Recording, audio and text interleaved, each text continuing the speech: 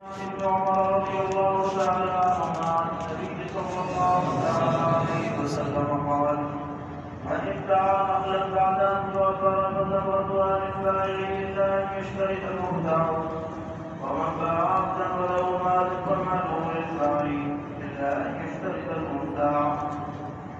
وروي عن نافع عن ابن عمر رضي الله تعالى عنهما عن النبي صلى الله عليه وسلم قال: من ادعى نخلا فتوفرت فتمرتها للبائع الا ان يشترط المبتاع.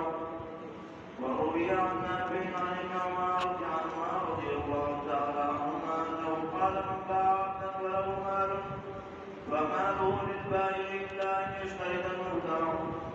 هكذا روى عبيد الله بن عمر وغيره عن نافع الحديثين.